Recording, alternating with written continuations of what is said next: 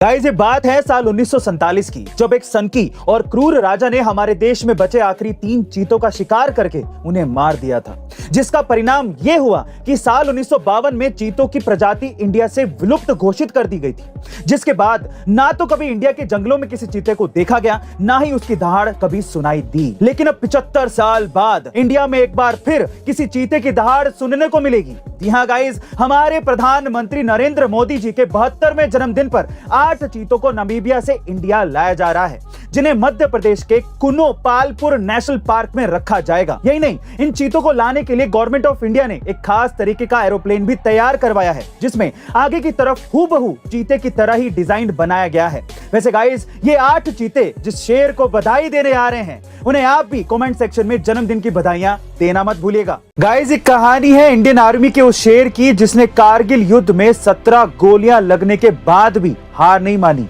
और टाइगर हिल को पाकिस्तान के कब्जे से आजाद करवा दिया। जी हाँ गाइस, महज 19 साल के योगेंद्र सिंह यादव ने लगभग 16,500 फीट ऊंची और 90 डिग्री की सीधी चढ़ाई वाली टाइगर हिल पर अपने अदम्य साहस और बहादुरी से तिरंगा झंडा फहरा दिया था। इतना ही नहीं, गोलियां खत्म होने के बावजूद भी योगेंद्र जी ने अपने हाथों से 4 पाकिस्तानियों को मौत के घाट उतार दिया था। योगेंद्र जी के इस अदम्य साहस के लिए राष्ट्रपति जी ने उन्हें सर्वोच्च सम्मान परमवीर चक्र से सम्मानित किया था। वहीं अमिताभ बच्चन ने भी योगेंद्र जी को अपने शो केबीसी में बुलाया था, जहां से जीती हुई पूरी धनराशि उन्होंने आर्मी वेलफेयर फंड में दान कर दी थी।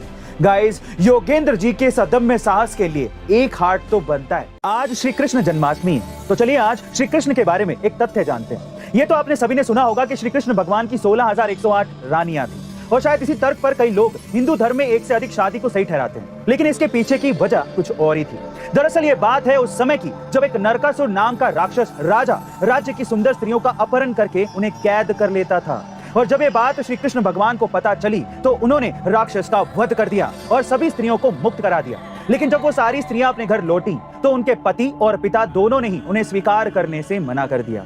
इससे दुखी होकर सारी स्त्रियां रोती बिलखती श्री कृष्ण के पास अपनी फरियाद लेकर पहुंची और तब श्री कृष्ण ने सभी को अधिकार दिया कि पहचान पूछे जाने पर वो खुद को श्री कृष्ण भगवान की पत्नी बता सकती हैं।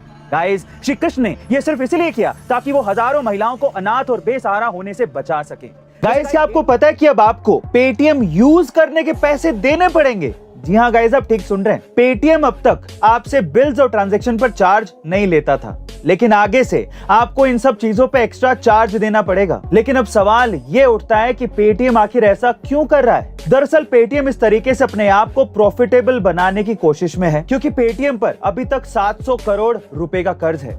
वहीं पेटीएम अब तक सिर्फ लोन देकर ही पैसा कमाता था, जैसे कि personal loan, credit card loan, merchant loan, जिससे मिलने वाला इंटरेस्ट ही उसकी कमाई थी। और इसमें भी अगर कोई कस्टमर लोन ना चुकाए तो वो घाटा अलग से। बस यही वजह है कि पेटीएम कुछ सर्विसेज पर अब आपसे चार्ज लेगा। वैसे गाइस, अब आप क्या करेंगे? बिना डरे बोलेंगे पेटीएम करो या फिर पेटीएम ऐप ही बदल देंगे?